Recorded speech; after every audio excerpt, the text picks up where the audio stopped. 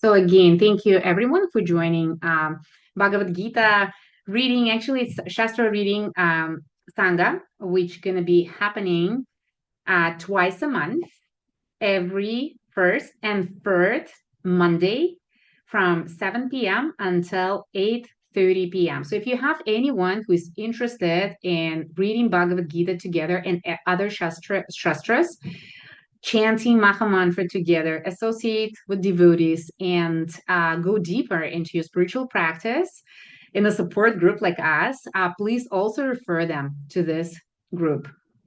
My name is Brajalalana. There are also Tuesday Sangha classes that I lead in the temple, in Hare Krishna temple. So if you are interested in in-person classes on Bhagavad-gītā, please also join on Tuesdays at 6:30 p.m. Okay? All right. At the end of our of the reading, you will have a chance to share your realizations if you have any questions, or if you need to apply the knowledge, right? All of us need to apply the knowledge of Bhagavad-gītā in our daily life. If you want to know how to do it, if you would like to, to make it practical for yourself, please write down your questions. You can also use the chat for this. And at the end, after the reading, we will refer to your questions. We'll go through all of them and have them answered. All right, so let me share the screen. Just give me a minute.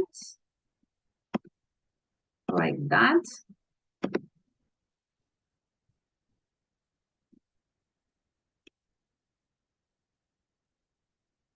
Does everyone see the screen? Yes? Yes. Okay, perfect. And this is on a Veda base. So we're going to be reading from Bhagavad-gītā As It Is by His Divine Grace, A.C. Bhaktivedanta Swami Prabhupada. It's going to be page number, I'll say it's XIII. All right, which is called Setting the Scene. Before we begin, let's give obeisances to the Absolute Truth by chanting the mantra 3 times. Om Namo Bhagavate Vasudevaya. Om Namo Bhagavate Vasudevaya. Om Namo Bhagavate Vasudevaya. Perfect. And the format of our reading will be taking turns so that all of us can read and engage in this spiritual service, devotional service. I will begin and then we will take turns. Let me just move it up like that. Somehow it's to make it statement.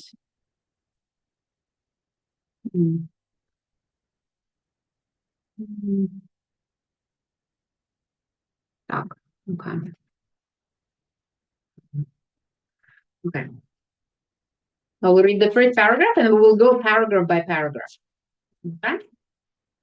So setting the scene.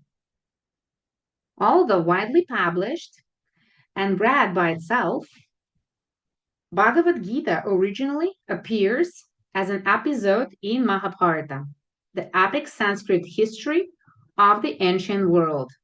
The Mahābhārata tells of events leading up to the present age of Kali. It was at the beginning of this age, some 50 centuries ago, that Lord Kṛṣṇa spoke Bhagavad-gītā to his friend and devotee Arjuna. So several points here. Mahābhārata tells us of the events that led to age of Kali. And Krishna speaks here Bhagavad-gītā as it is to his friend and devotee Arjuna, which happened 50 centuries ago. Okay, next paragraph. Who would like to read?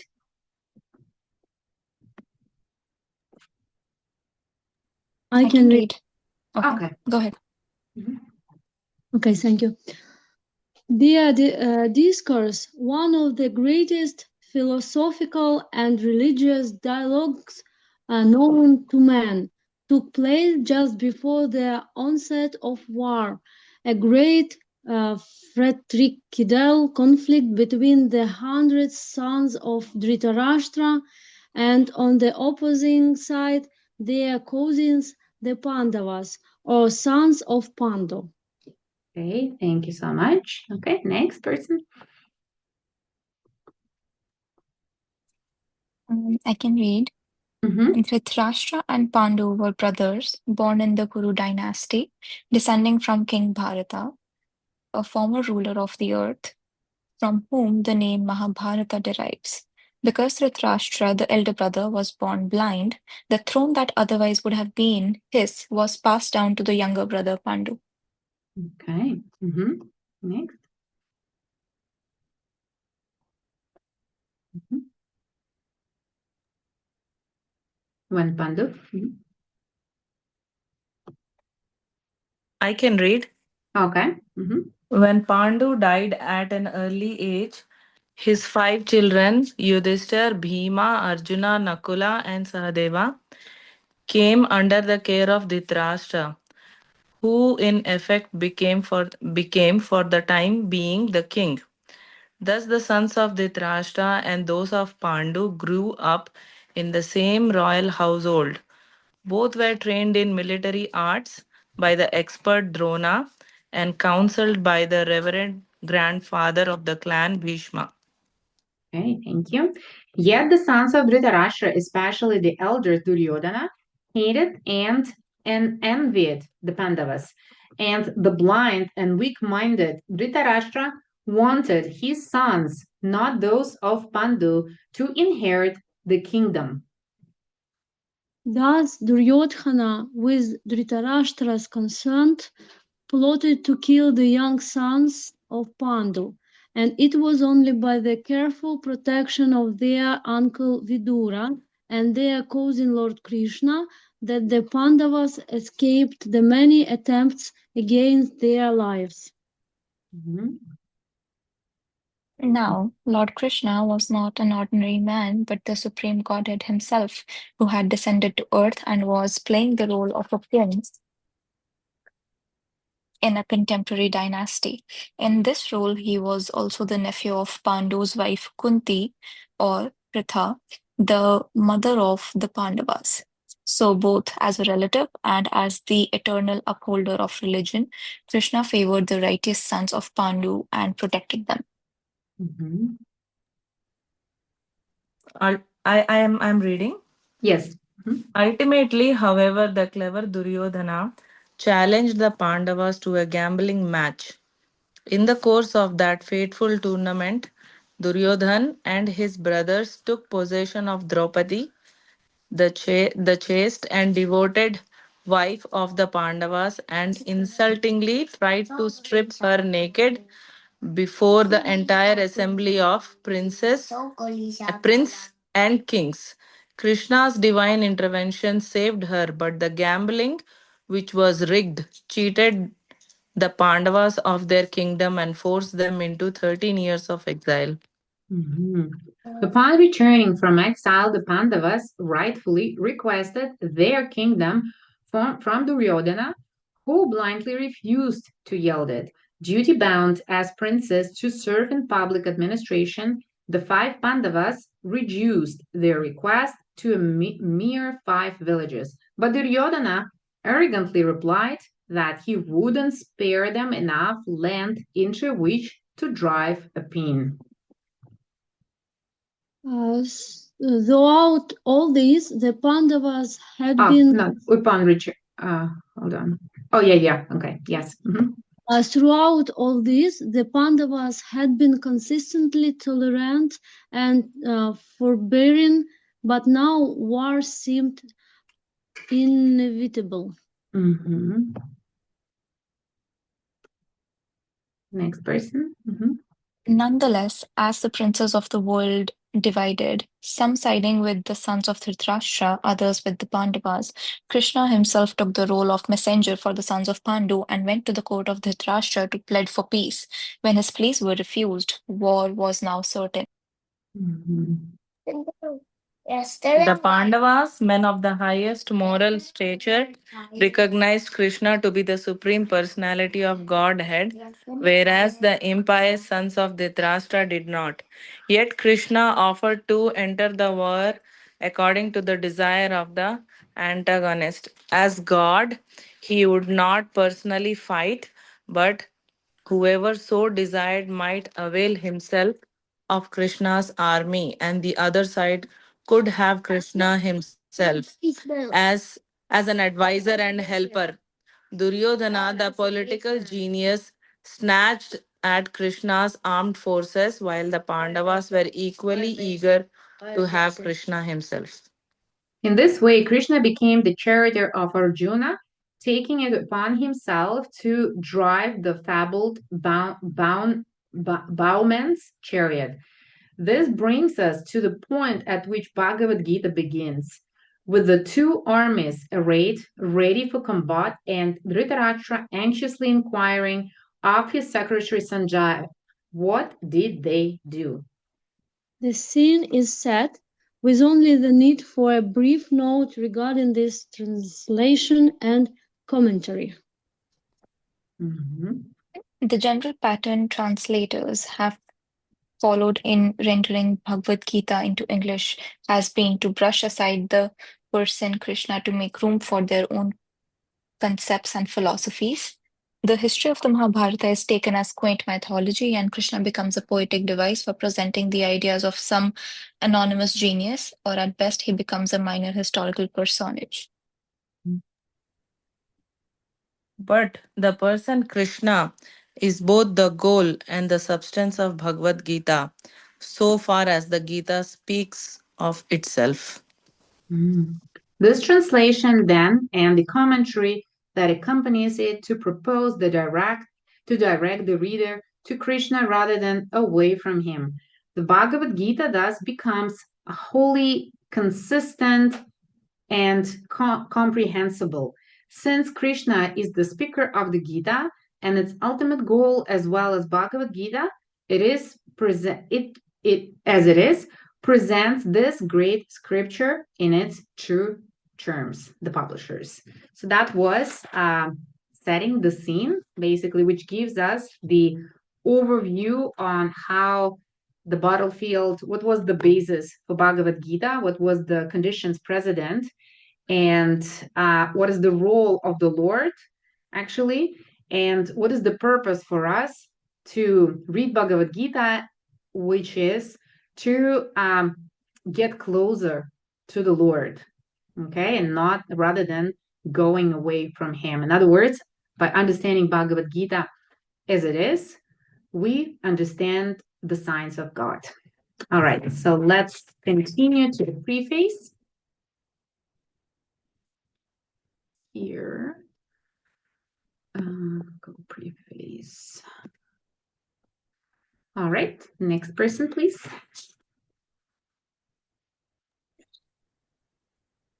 Originally, I wrote Bhagavad Gita as it is in the form in which it is presented now. When this book was first published, the original manuscript was unfortunately cut short to less than 400 pages, without illustrations and without explanations for most of the original verses of the Srimad Bhagavad Gita. In all of my other books, Srimad Bhagavatam, Shri Ishopanishad, etc., the system is that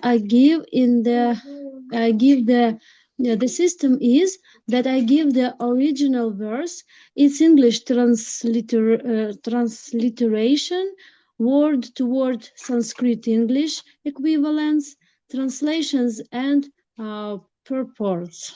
This makes the book very authentic and scholarly and makes the meaning self-evident. I was not very happy, therefore, when I had to minimize my original manuscript. But later on, when the demand for Bhagavad Gita as it is considerably increased, I was requested by many scholars and devotees to present the book in its original form. Thus, the present attempt is to offer the original manuscript of this great book of knowledge with full paramparā explanation in order to establish the Krishna consciousness movement more soundly and progressively. Okay, so Bhagavad-gītā is presented to us as it is in order to establish Krishna consciousness movement more soundly and progressively. All right, next person.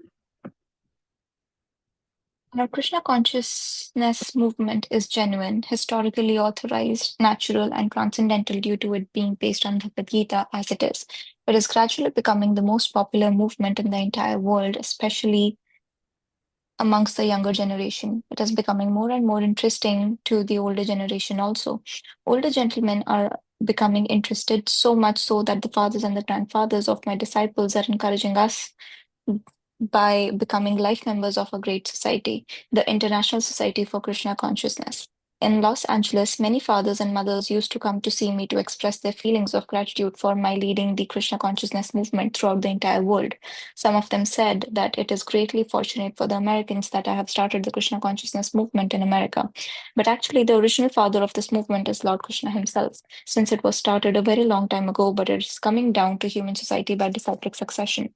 If I have any credit in this connection, it does not belong to me personally, but it is due to my eternal spiritual master, His divine grace, Om Vishnupada Paramahamsa Parivrajakaacharya 108 Sri Srimad Bhakti Siddhanta Saraswati Goswami Maharaja Prabhupada. Mhm. All right. If personally I have any credit in this matter, it is only that I have tried to present Bhagavad Gita as it is without any adulteration. Before my presentation of Bhagavad Gita as it is, almost all the English editions of Bhagavad Gita were introduced to fulfill someone's personal ambition. But our attempt in presenting Bhagavad Gita as it is to present the mission of the Supreme Personality of Godhead Krishna.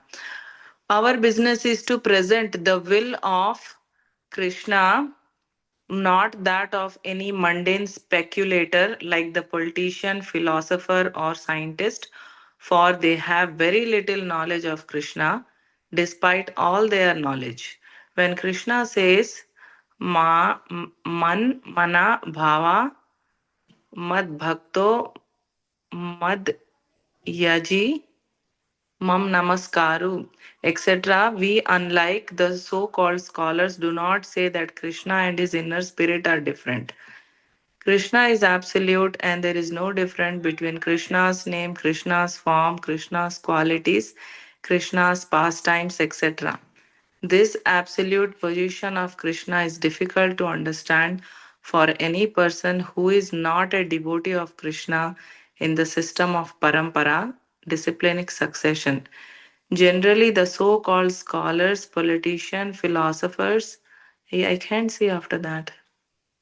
Oh, you cannot see that? Yeah. Mm-hmm. The scholars, politicians, philosophers, and swamis, without their perfect knowledge of Krishna, try to banish or kill Krishna when writing commentary on Bhagavad Gita. Such unauthorized commentary upon Bhagavad Gita is known as Mayavadi Bhashya, and the Lord Chaitanya has warned us about this unauthorized men. Lord Chaitanya clearly says that anyone who tries to understand Bhagavad Gita from the Mayavadi point of view will commit a great blunder. The result of such a blunder will be that the misguided student of Bhagavad Gita will certainly be bewildered on the path of spiritual guidance and will not be able to go back to home, back to Godhead. Thank you. So to summarize this paragraph, it's very important to remember that Srila Prabhupada presents Bhagavad Gita as it is, right? And what is the difference between Bhagavad Gita as it is and Bhagavad Gita presented by Mayavadis? Who remembers?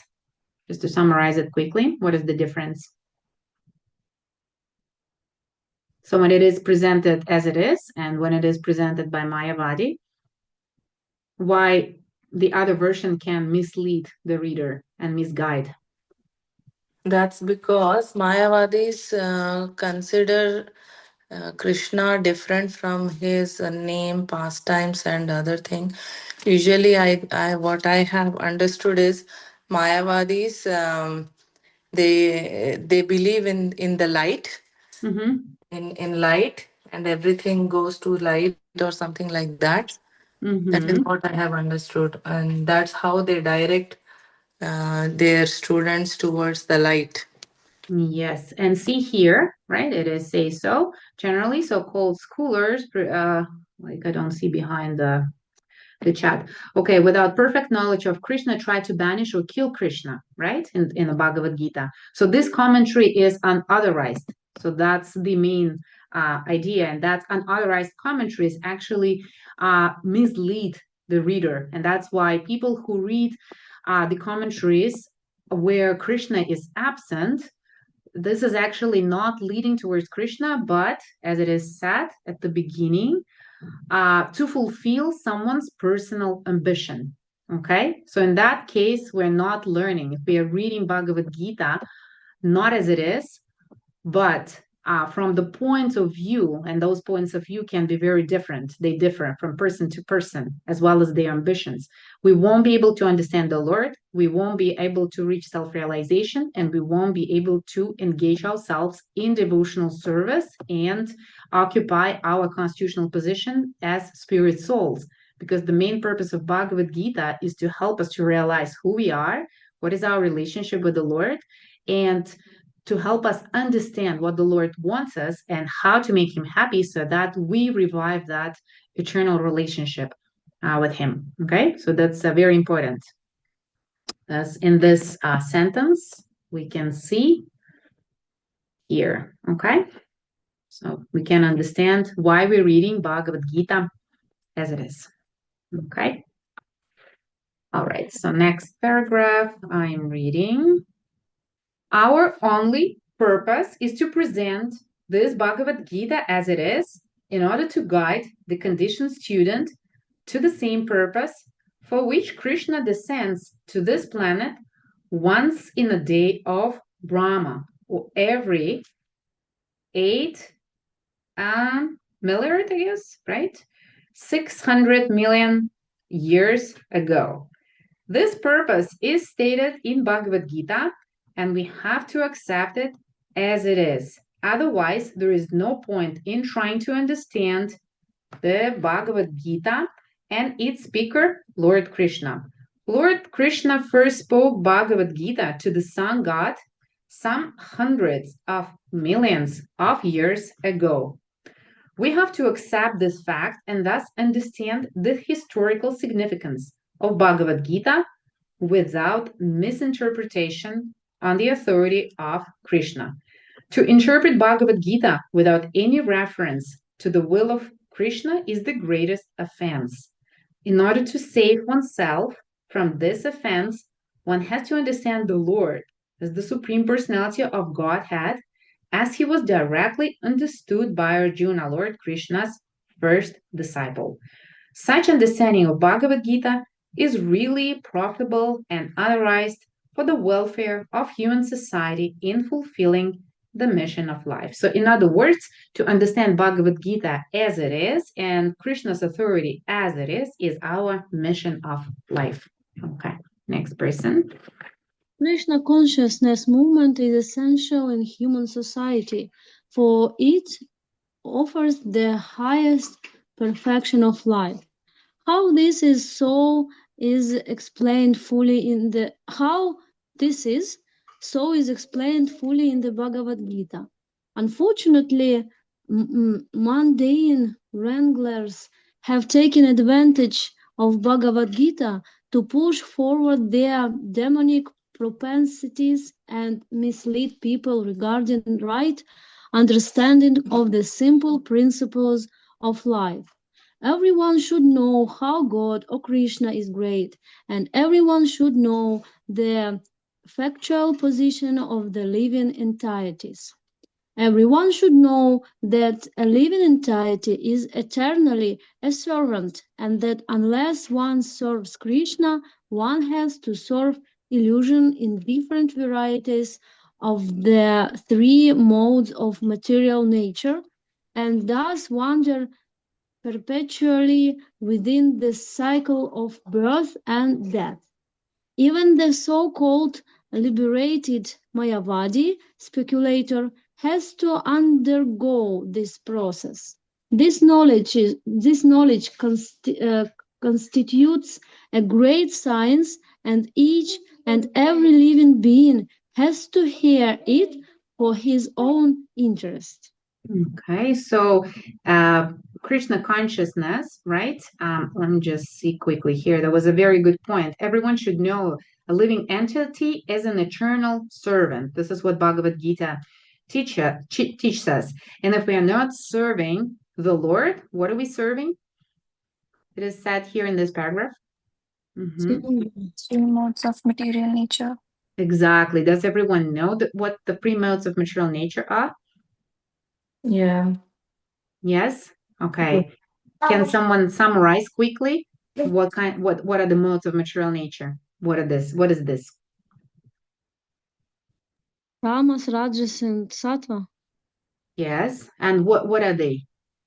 What do they represent?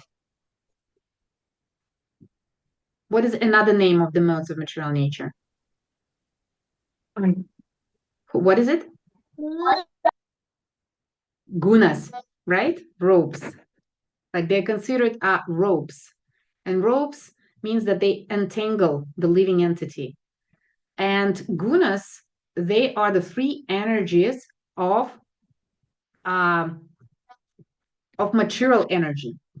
So the material energy is one of the energies of the Lord, which is inferior energy. Okay? 3/4 of the energies of the Lord manifest the spiritual world, and 1/4 of the energies is goes into the material world manifestation. So this is for conditioned souls. So that part of his energy is called material, and it consists of three modes of material nature, which are also called gunas. And those gunas actually they govern in the material world. Everything is gunas. Daytime is rajas, morning time is goodness, evening time is tamas. When we sleep, we're in tamas. When we wake up, hopefully we're in goodness. When we act and to maintain ourselves, we are in rajas. And in the same thing, the food that we choose, the movies that we watch, the books that we read, they also can be on this under on the level of the three modes of material nature. Okay, the three modes of material nature, they generate desires, feelings, thinking processes within us. So therefore, basically, if we don't serve the Lord, where we are free of that influence of the modes of material nature, we automatically serve his material inferior energy, which is material energy, which is governed by the three modes of material nature, which represent actually our karma. And good karma is in the mode of goodness, bad karma is in the mode of passion and ignorance. And we will learn more about it, but it's a very important point in this paragraph to understand. Okay, let's read next paragraph. Mataji, are we keeping time for questions at the end, or can we ask as after every paragraph? Yes, as I mentioned, it's better to keep them at the end. Yes, and you can also write them in the chat so that we will go through all of them at the end. Thank you. People in general, especially in this age of Kali, are enamored by the external energy of Krishna, and they wrongly think that by advancement of material comforts, every man will be happy. They have no knowledge that the material or external nature is very strong, for everyone is strongly bound by the stringent laws of material nature. A living entity is happily the part and parcel of the Lord, and thus his natural function is to render immediate service to the Lord. By the spell of illusion, one tries to be happy by serving his personal sense gratification in different forms, which will never make him happy. Instead of satisfying his own personal material senses, he has to satisfy the senses of the Lord. That is the highest perfection of life. The Lord wants this and he demands it. One has to understand the central point of Bhagavad-gītā. Our Krishna consciousness movement is teaching the whole world this central point, and because we are not polluting the theme of Bhagavad-gītā as it is, anyone seriously interested in deriving benefit by studying the Bhagavad-gītā must take help from the Krishna consciousness movement for practical understanding of Bhagavad-gītā under the direct guidance of the Lord. We hope, therefore, that people will derive the greatest benefit by studying Bhagavad-gītā as it is, as we have presented it here, and even one man becomes a pure devotee of the Lord, we shall consider our attempt a success. Okay, thank you so much. And again, there are several points that are very important. To summarize here, it says, by the spell, right? Let's see here. By the spell of illusion, one tries to be happy by serving his personal sense gratification in different forms. So this illusion is also the modes of material nature that cover our consciousness. We can connect with the Lord through the karma, okay? And in that case, we are under the influence of the modes of material nature, which illusions us, okay? And we're thinking that by satisfying our senses, we're going to be happy, which is not. And through suffering and through different circumstances, we turn to the Lord again. This is the mission of Maya, it's a servant. It's a Maya basically is illusion. It's called illusion, right? Maya illusions us by covering our consciousness because we choose to satisfy our senses instead of understanding that our senses belong to the Lord. If you read Srimad Bhagavatam, Canto 2, Chapter 9, it says there that all of the senses, all of the five elements, the mind, the ego, everything belongs to the Lord, and they actually, as energies, serve the Lord. So all of the senses that we have, all of the energies, our mind, our ego, our consciousness, these energies are all servants of the Lord. If we don't understand that, we become illusioned, and that's where our suffering begins. And intense illusion is, again, the mode of ignorance. Less intense illusion is the mode of passion, but passion leads to ignorance. And like a very little dose of illusion and more clarity is in the mode of goodness. Therefore, here, by practical application of Bhagavad-gītā and understanding Bhagavad-gītā, there is a hope that Srila Prabhupada shares with us that we will derive the greatest benefit, right? We will understand ourselves, and we will be able also to help others to understand themselves and reestablish their relationship with the Lord. So we read today the setting the scene and preface. Now it's time for our questions and realizations. Okay, let me check in the chat. Mama Ruchi has left, she had to go. Okay, so what are your realizations from today's reading? Or if you have any questions, you can ask them now. I have a question.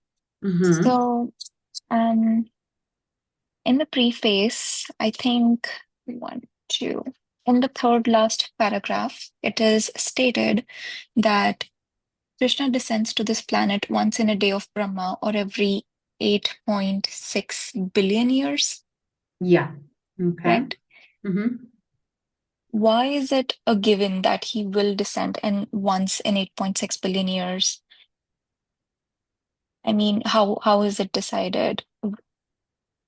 I know there is a cycle that happens, Satyuga, Dwapar Yuga, and all of that, Mm-hmm. but why is it the timeline set in that manner? That is what I'm trying to understand. So you mean why, like, how did they come to this calculation? Or no, I think I know the calculation, but I want to know why can Krishna not come once in Satyuga, Kali Yuga, Dwapar Yuga? Why not once in every yuga versus once in 8.6 billion years? Why? So why is he coming? And like he's coming in as Kali Yuga, right? As Chaitanya Mahaprabhu. And he comes in Dvapara Yuga as Krishna himself. Exactly. Yes. And what is your question again? Why he himself appears once in Dwapara Yuga. Yeah. Why he himself appears. Okay, I can give you my understanding from what I know, but I can dig deeper into this if you feel that it won't satisfy you and like your knowledge, right? Your inquiry. So Krishna descends, right? Again, in chapter 4, it is said that Krishna descends to annihilate the miscreants and the demons and to satisfy his devotees. And he comes as different avatars. So he comes as Narasimhadev. He comes as, like at different times, he comes in different forms. And he chooses those forms himself according to the needs of his devotees and the situation itself. Therefore, Krishna comes as he is. It's a very good question to speak Bhagavad-gītā as it is to Arjuna once, right? And to give this knowledge to us, because every time when the disciplic succession is broken, this knowledge becomes forgotten. And the disciplic succession becomes broken because with the closer we are to Kali Yuga, the more how to say, personal interpretations, basically alterations, commonplace. So the knowledge becomes distorted and Krishna has to speak it again and again. So this is what I know. And I can look into this more if you feel that there is more need for this. Yeah, I think I like the explanation. Another follow-up question that I would have on this is that how does Krishna know that every time in Dwapar Yuga he will have to speak the Gita again? Oh, he knows the past, future, and present. He knows everything because for Right? us, yes, because for us, So, right, it's we are limited by the time. Sambandha triangle. Do you know the Sambandha triangle? no. Okay. Let me see if I find it quickly. Just a sec. Probably I will be able to show you. Mm.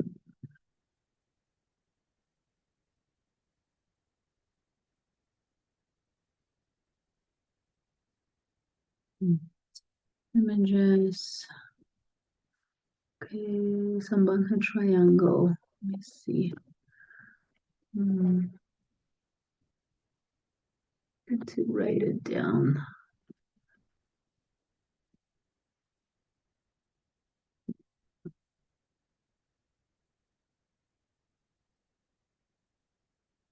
Let me see if I can draw here. It probably will be easier to explain. Okay, more whiteboard. Let's see if you see it.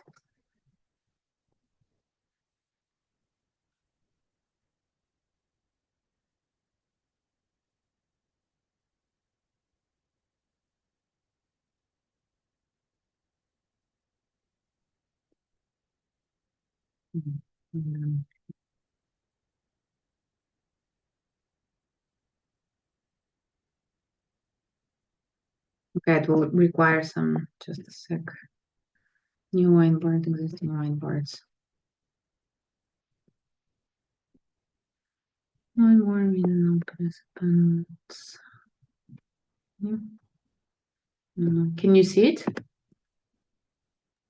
Yeah. Okay, perfect. Oops, I'm so sorry. I drew on it. I didn't Oh, you realize. drew on it. I Okay. think I did. I didn't realize. One person telling you, okay, how to release it, shape, highlight, eraser. Okay, I guess how to move it like this. Okay, and let me just try it like that. So this is the triangle. Okay, so here we have Krishna. I will do it like that. It's going to be Krishna. Here we have karma. Writing is not good here. And here we have jiva. So I will say pure soul. Okay. So this is called Sambandha triangle, which means that we can connect with Krishna either directly, which is here, okay, as soul to Krishna. And this connection, which is direct connection, is called bhakti yoga, okay, service, which we're doing now. We are serving the Lord, right? We are trying to learn what is our position, what does the Lord want. He wrote Bhagavad-gītā and all of the instructions are there. So this is the triangles. This is our direct connection. Another connection, if we don't want to serve the Lord, so and at this point, right, we actually automatically connect with the Lord through the modes of material nature. And there are 3 modes of material nature, which is goodness, passion, and ignorance, okay, which create karma for us, like that, okay? And what is the difference here? So from as a soul to the Lord, right, we create the connection where we want to serve the Lord. We want to do what makes him happy. And we would like to fulfill our duties to satisfy him. So basically all our life becomes yagya. Okay. Here, if we don't want to serve, but we want to serve our senses, we become attached to the result. We want to do something in order to receive the result. Then we create karma. And depending on our activities, we create karma in goodness, passion, or ignorance. And therefore, we create good karma, which is in goodness, and we can be temporarily happy. We can create karma in passion, where we work a lot, we want a lot, and we're never satisfied. Or we can create karma in ignorance, right? Which is based on sufferings, addictions, what is it called? Quarrels, frustrations, and etc. Now, how is God connected to the karma? Through the time. Okay, there is a connection here. Because karma is temporary, it's governed by time. Okay. Now it's our choice. We want to be here. We're in karma. If we want to be here, right? To get out of the karma, we need to understand that we are spirit souls and start serving the Lord.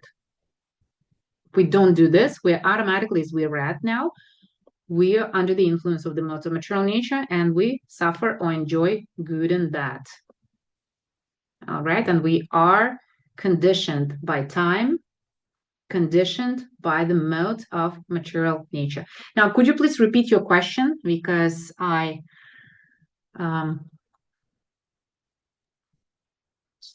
Yeah, why does Krishna, why is it being decided that Krishna will only appear himself once in Dwapar Yuga? Why not any other time?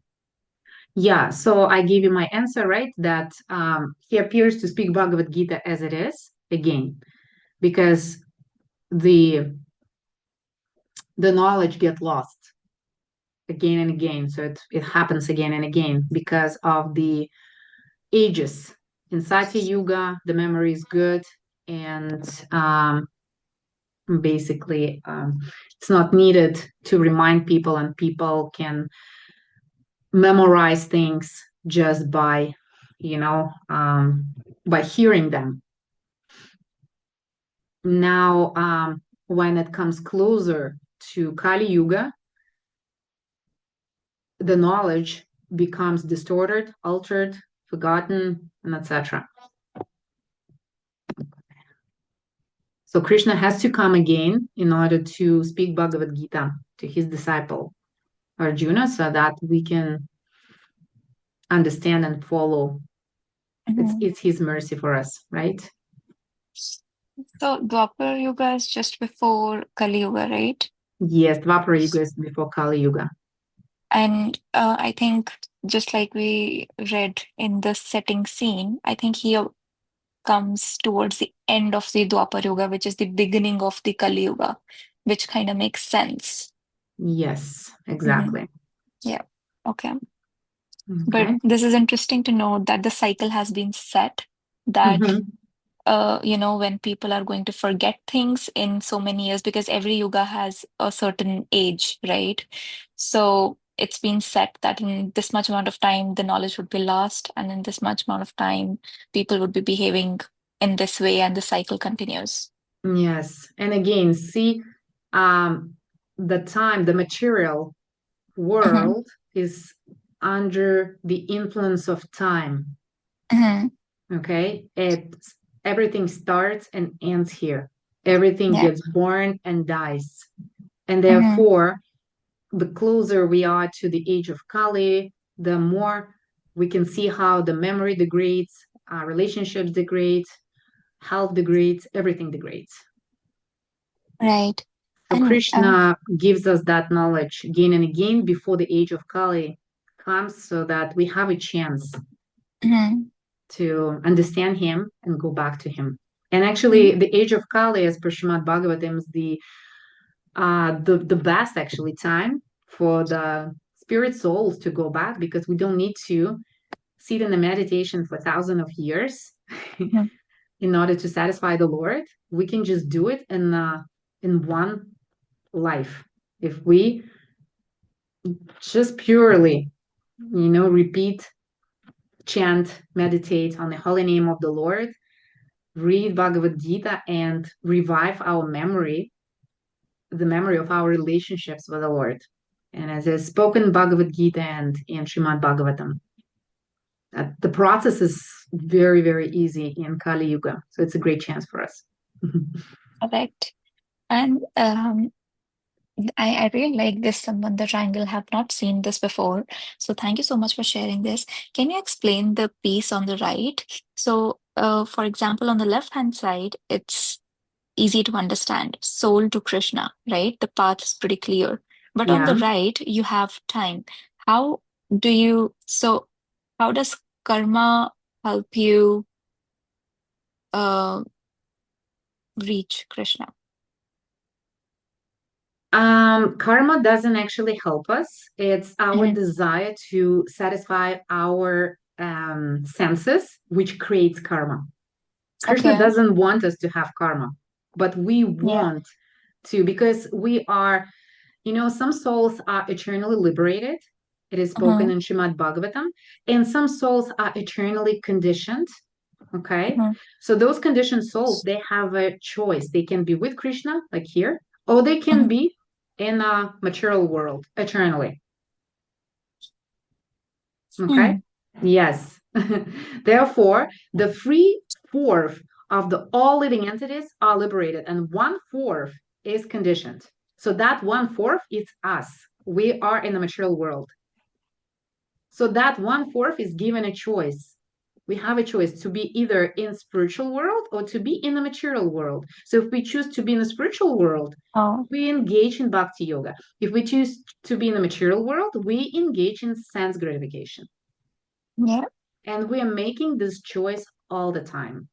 So for today, for example, if I want to establish bhakti yoga, right, and serve the Lord, I'm in the spiritual world. The consciousness right away in the spiritual world. It's with Krishna. No matter what happens here, right, Mm-hmm. the consciousness is there and the living entity is not suffering. Mm-hmm.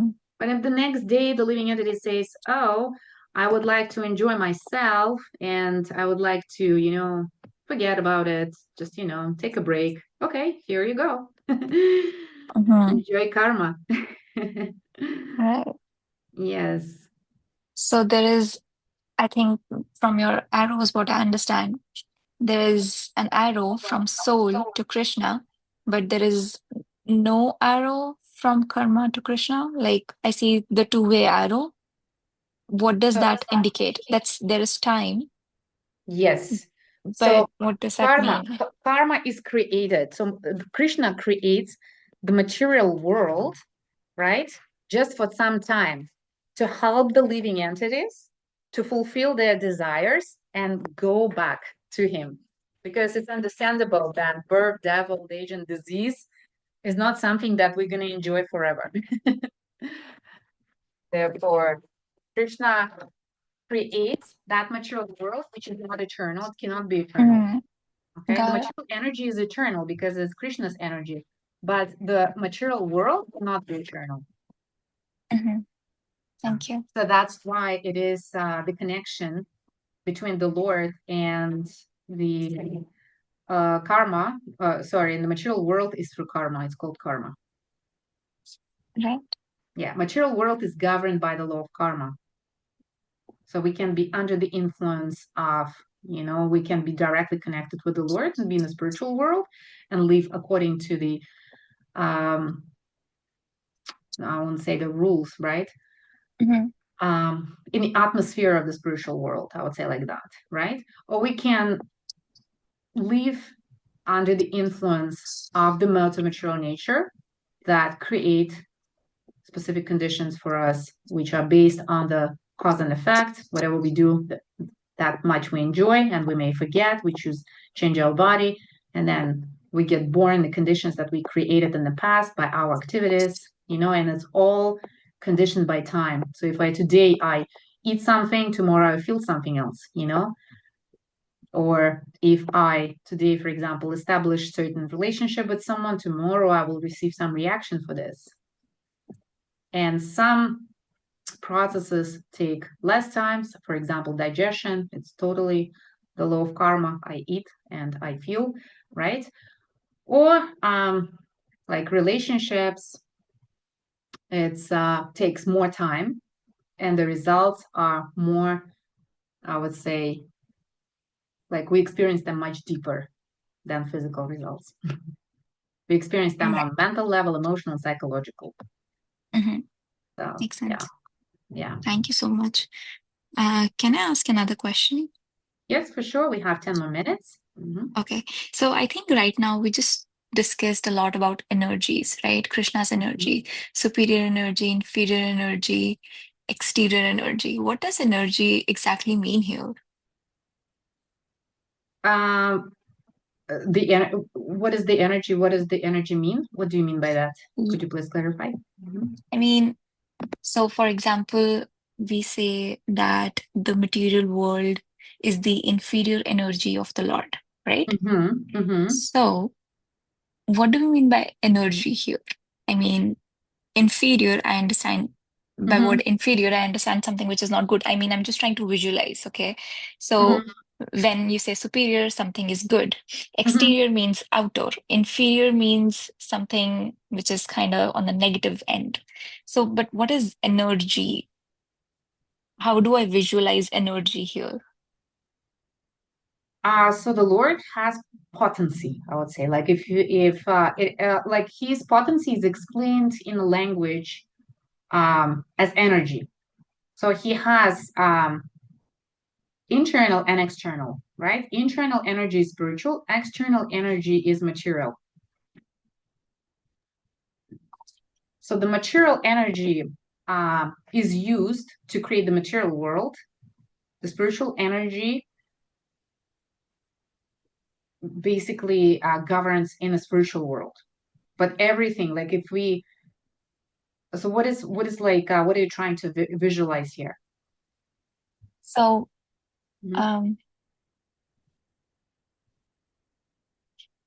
so even when we talk in human terms here, okay, the language can be tricky. So if I say I am feeling very energetic, that will translate into me being more active, doing more activities, maybe slightly in a happy, jolly mood.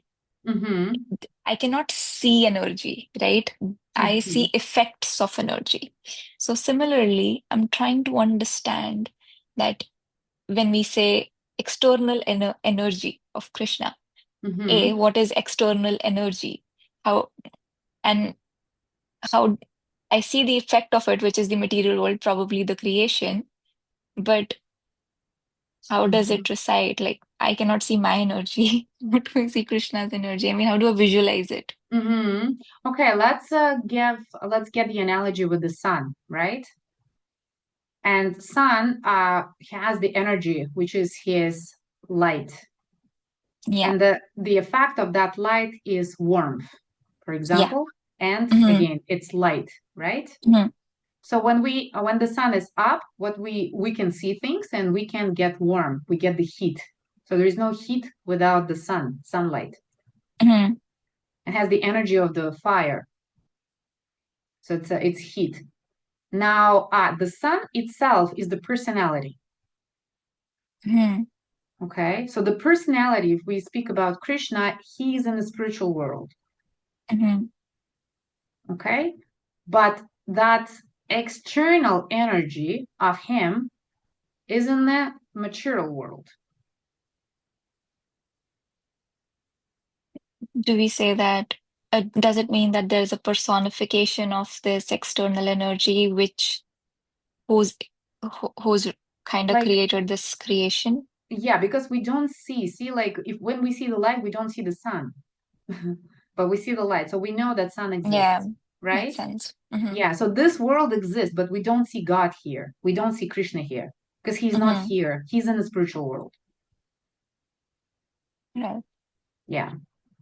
But So, we are alive, right? And we use his energies in different forms, in the form hmm. of 5 elements, in the form of ego, mind, our senses, right? And all of these energies, all of these representatives are actually explained as energies of the Lord that serve him. Our senses, our mind, our ego, our intelligence, these are all energies of the Lord. Mm. These are his parts and parcels. We are his parts and parcels. And everything that we have, right, consists of these 5 elements: mind, ego, intelligence, and senses. This is a very deep point. You probably need to read Srimad Bhagavatam for this. If you read Canto 2, the cosmic manifestation, it gives Mhm. very clear explanation about this point. Yeah. Okay. Thank you. I'll try to digest it. Okay. Thank you so much for very interesting questions. It was a pleasure. Thank you. Hare Krishna. Okay, Sahedi Mataji, do you have any questions or realizations? Yes, Mataji. I Mm. have a question. It can sound so silly, but I would definitely like to ask. See, we are always as conditioned and fallen soul. We are always praying to Krishna to save us from the material world, right? That is the whole point of Bhakti Yoga, to save us from the material world so that we can serve Him eternally. So Mhm. my question is, since Maya is also an inferior energy of the Lord, can we just pray to Maya to leave us alone? Like, Well, what is our choice then? If she leaves us alone, then we can serve Krishna in without worrying about Maya, right? okay. Well, actually, Maya will leave us alone as soon as if she recognizes that we love the Lord so much that nothing can distract us from Him. Okay.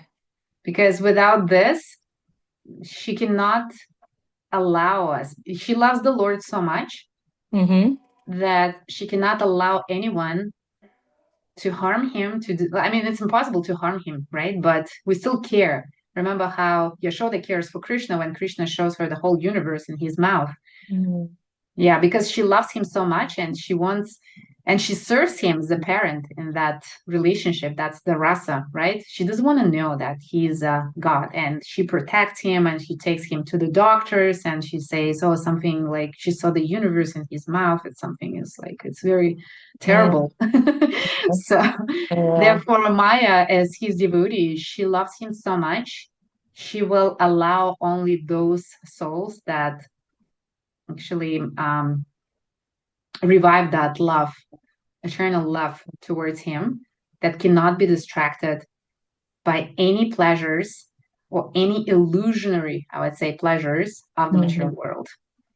Okay. Yeah. Yeah. Otherwise, she won't leave us alone. No. Yeah. Yeah. Yeah. And actually, the more she follows us, the more painful it becomes for us. Wherever there is an illusion, there will be what? Disappointment, right? Yeah. Yeah, because illusion actually, once it becomes clarity, once it turns into clarity, Mm-hmm. what do we feel? I feel disappointed because it was Exactly. not there to start with. Yeah. Exactly. Yes. And disappointment can come in the form of anxiety and depression and fear and anger, right? Yeah. All that spectrum of feelings. So the more we are disappointed, it means Maya is doing its job so well. The more there is a chance for us to ask questions. Why am I here? Why is it happening? What is the right path for me? Am I Mm-hmm. doing something wrong?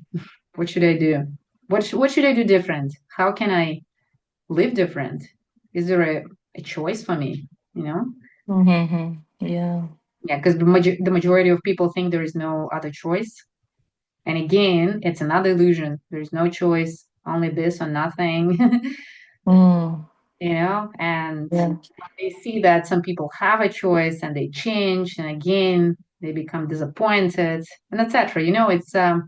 It's like a continuum until we come to that conclusion. Enough is enough. I'm done with it. Stop Mm. playing games with me. I want to know the truth. Mm. I Yes, think that is when we start to ask more questions, right?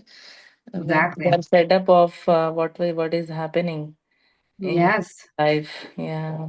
yes. And it is said in the chapter 7 of Bhagavad-gītā that for pious people, right?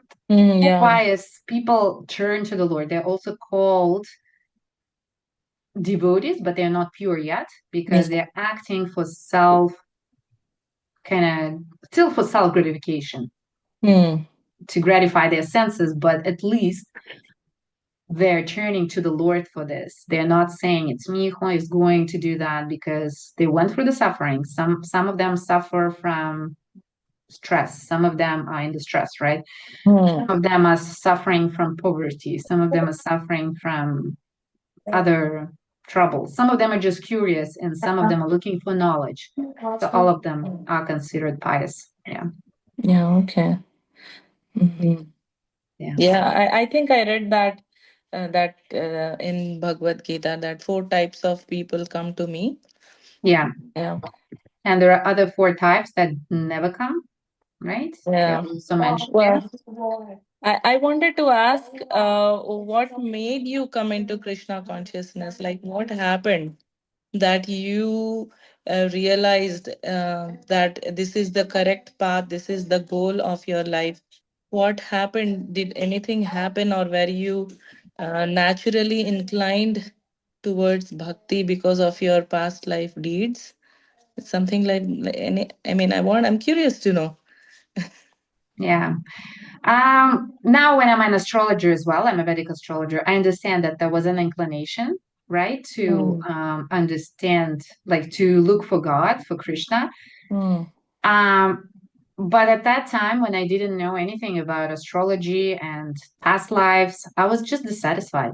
I was just looking and I was studying psychology and I was teaching people, I was training people, and I was, but I was feeling that I'm not reaching the satisfaction. I started reading books um, about psychology when I was 12. Yeah. mhm. Yeah. Oh, At that's that time, because I'm originally from Soviet Union, spiritual science and psychology were not authorized. yeah. Yeah. Mhm. So these books, they were considered as rare books, hidden in houses. Mhm. So fortunately, I found some books in my house Mhm. and I read it and I felt that something is there. Then I read the Bible, then and etc. I just continued and I came from Uzbekistan myself, and Quran was read every morning at 5 a.m. and I was listening to it. Mhm. Yeah, and I felt that vibration that something is there that I need to learn, but I couldn't reach. Mhm.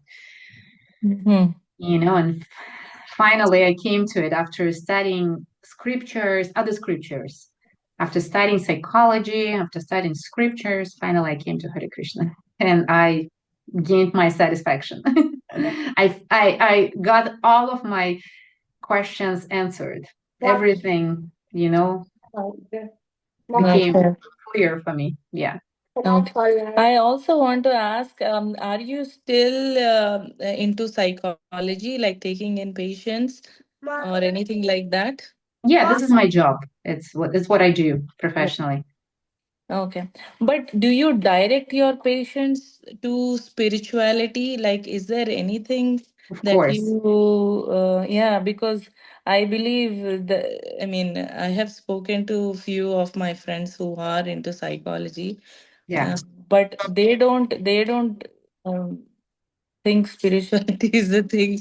I mean, I don't know why. No, Because no, I no. believe that is the Spiritually. Okay, solution I'll to show you all of something. I'll show you something. Okay, just a sec. It's another thing which is important to know. Very important for all psychologists. Okay. The thing white words. Do you see the? Yeah, I see your screen. Yeah. Yeah, so there is in psychology. People are following. Okay, so in psychology there is a meta model, right? So when we are born, we are here, and it's called zero. So we don't remember anything about our past and present, right? Okay, Yeah. and from zero there is minus, minus, minus, minus here, and there is plus, plus, plus here. Okay, so this is called continuum. Okay. So at the top, so all these pluses is development. All these minuses is degradation. Okay, so when there is a degradation, we have addictions, right? Okay. So if we didn't receive enough love, attention, spiritual support, emotional support, we become addictive to it. We start looking for alternatives, right? Yeah. We don't find it here. The next alternative will be changing our kind of creating alternative reality. Some people play games, right? Let's say computer games. Some people change their gender. Let's say gender. It's a next level. This is number one, first level of degradation, the second level of degradation. Okay. And third level, if this doesn't help, right, they try to search for God, but not from the point of love, which is here. Okay, but from the point of fanatical, like how to say, becoming fanatical. Okay. Oh, yeah. Okay. Using forces, using like how to say pressure, violence in order to make others believe or do what they think is right. Okay, so these are the three levels of degradation: -1, -2 level, and -3. Okay, so the lower we are from zero or from here, and there is Krishna here, or God here, which is called in the meta model, is called spiritual self-realization. Okay, so the spiritual self-realization in psychology is the highest level of human development. Okay, the degradation is here. Okay, so the more we are in minus, the more we are degraded, the further we are from God. Okay, the more we are developed as human beings, emotionally intelligent, right? Have no traumas, accept our emotions, accept our feelings, accept others, develop kindness, get in touch with spiritual knowledge, reconnect with God here. All right. Yeah, so this is the meta model. It's impossible to be psychologically healthy and self-realized without reaching spiritual self-realization. Yeah. Okay? Yeah, now we can see. Because if you don't reach here, and like you have the resources here, right? Resources means you have knowledge, you have self-confidence, you have ability to understand, but something will be missing. And that's, people are feeling this. They can be rich, they can have lot of different resources, but they don't feel satisfaction because they didn't reach their full potential, which is I'm a spirit soul and I have my eternal relationships with the Lord. And everything that I have is given to me by Him and has to be used in His service because it all belongs to Him. And that only in that case, when I satisfy His senses, which I think are mine, only in that case, I am happy in my pluses. And I'm not talking about those minuses. Happiness doesn't exist here at all. Okay? So yeah, this is it's called meta model. Yeah, if you want to read about it, meta model. Meta model. Okay. Yeah. Okay. Okay. This is very interesting actually. Yeah, it's a science. Yeah, because I also study and I continue to study. There's always, level up and up and up, spiritual psychology. So psychology without spiritual self-realization is incomplete. Okay, that's nice to know. Yeah, because there are different levels of psychology. Psychology of relationship, just communicate like this, do that, and you will be happy. Okay, some people need it. Clinical psychology, get out of trauma, stop suffering, you'll be happy. Well, you get out of trauma, then what to do? People say, I'm bored, go back to trauma. It's not the way. That is how they relapse, I guess. Yeah. Yeah. Or like another thing, I'm in depression, cannot be happy. Okay, here you go. Get some therapy, get some, remedies. Now you're out of depression, but there is no goal. That's why I'm in depression. So a person goes back into depression in order to get treatment again. Yeah. So anyways, we have to reach our potential. Otherwise, we will go back and forth, back and forth. That's nice to know. Yes. Thank you so much, Mataji. Okay, Hare Krishna, thank you for joining. It was very nice. So what are you taking with you? Let's quickly summarize from today's reading and discussion. What are the main points that you're taking with yourself? Yes.